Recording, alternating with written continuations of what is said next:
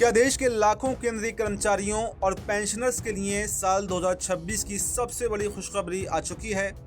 क्या आखिरकार सरकार 8वें वेतन आयोग के गठन और पुरानी पेंशन योजना यानी कि ओल्ड पेंशन स्कीम पर कोई ऐतिहासिक कदम उठाने जा रही है? जी हाँ, 11 मई को कैबिनेट सेक्रेटरी टीवी सोमनाथन की अध्यक्षता में national council of the joint consultative machinery की 39वीं महाबैठक संपन्न हुई। इस बैठक पर देश के लाखों सरकारी कर्मचारियों और रिटायर्ड बुजुर्गों की नजरें टिकी हुई थी, क्योंकि टेबल पर सीधे आपकी सैलरी, पेंशन, एरियर और भत्तों से जुड़े वो मुद्दे थे जो लंबे समय से अटके हुए थे। इस बैठक के अंदर कई ऐसे फैसले और संकेत निकल कर आए हैं जिन्होंने कर्मचारियों की उम्मीदों को 7वें आसमान पर पहुंचा दिया है। आज की इस वीडियो में हम आपको इस हाई प्रोफाइल मीटिंग की हर एक बड़ी बात बेहद आसान भाषा में समझाएंगे। आइए सबसे पहले बात करते हैं उस मुद्दे की जिस पर सबसे ज्यादा घमासान मचा हुआ है, यानी पुरानी पेंशन योजना। इस बैठक में कर्मचारी संगठनों के प्रतिनिधियों ने सरकार के सामने एक बेहद तार्किक और मजबूत मांग रखी। उन्होंने कहा कि जिस कर्मचारी की सरकारी नौकरी का विज्ञापन या वैकेंसी 22 दिसंबर 2023 से पहले निकाली गई थी, उन्हें हर हाल में पुरानी पेंशन का ही लाभ मिलना चाहिए, भले ही उनकी ज्वाइनिंग कट ऑफ की तारीख बाद में ही क्यों ना आई हो। इस मांग पर बैठक में मौजूद सेक्रेटरी DOI ने अपनी सहमति दे दी है। इसे उन हजारों कर्मचारियों के लिए एक बहुत बड़ी और ऐतिहासिक जीत माना जा रहा है जो अपनी नियुक्ति की तकनीकी तारीख की वजह से ओल्ड पेंशन स्कीम के दायरे से बाहर हो गए थे। बैठक का दूसरा सबसे बड़ा एजेंडा था आगामी 8वां वेतन आयोग यानी कि 8th पे कमीशन। कर्मचारी संगठन लगातार ये मांग उठा रहा है कि इस नए वेतन आयोग की जो भी शर्तें यानी कि टर्म्स ऑफ रेफरेंस तय किए जाएं, उनमें पेंशन से जुड़े तमाम मुद्दों को अनिवार्य रूप से शामिल किया जाए।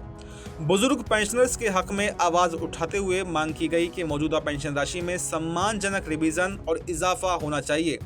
इस पर खुद कैबिनेट सेक्रेटरी टीवी सोमनाथन ने एक बड़ा और सकारात्मक संकेत दिया है। उन्होंने स्पष्ट किया कि पेंशन से जुड़े कुछ बेहद महत्वपूर्ण और गंभीर मुद्दों को सीधे 8वें वेतन आयोग के पास विचार के लिए भेजा जा रहा है, जिसका मतलब ये है कि आने वाले समय में पेंशनर्स को एक बड़ा वित्तीय लाभ मिल सकता है। स्वास्थ्य सुरक्षा के मोर्चे पर भी इस बैठक में कर्मचारी संगठनों ने अपनी बात पुरजोर तरीके से रखी।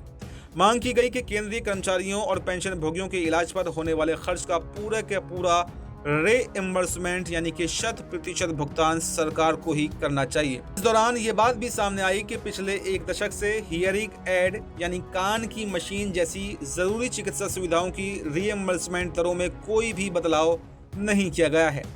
कैबिनेट सचिव ने इस विसंगति को तुरंत दूर करने का निर्देश दिया और आश्वासन दिया कि अगले 3 हफ्तों के भीतर इस पर अंतिम फैसला ले लिया जाएगा। इसके साथ ही सरकारी विभागों के भीतर ही प्रमोशन में होने वाली सालों साल की देरी का मुद्दा भी उठाया गया, जिसे समयबद्ध तरीके से सुलझाने की बात कही गई है। इस बैठक में एक और ज्वलंत मुद्दा छाया रहा और वो था विभागों में लगातार बढ़ रही आउटसोर्सिंग का चलन। कर्मचारी संगठनों ने दलील दी है कि सरकारी दफ्तरों में काम का बोझ लगातार बढ़ रहा है, लेकिन उस रफ्तार से स्थायी यानी कि परमानेंट कर्मचारियों की नई नियुक्तियां नहीं की जा रही हैं। काम के इस बढ़ते दबाव को संभालने के लिए आउटसोर्सिंग पर निर्भरता बहुत ज्यादा बढ़ चुकी है। हालांकि आउटसोर्सिंग को लेकर इस बैठक में तुरंत किसी बड़े फैसले की घोषणा तो नहीं की गई, लेकिन इसे आने वाले समय में देश के शीर्ष अधिकारियों के बीच एक मुख्य एजेंडे के तौर पर उठाने का दावा जरूर किया गया है। कुल मिलाकर 11 मई की ये बैठक केंद्रीय कर्मचारियों और पेंशनर्स के भविष्य के लिए बेहद उम्मीदों भरी साबित होने वाली है। इस पूरी बैठक के नतीजों पर और पुरानी पेंशनर्स की इस मांग पर आपकी क्या राय है? आपकी जो भी राय हो हमें कमेंट बॉक्स में ज़रूर बताएं और फिलहाल हमें दीजिए इजाज़त। नमस्कार।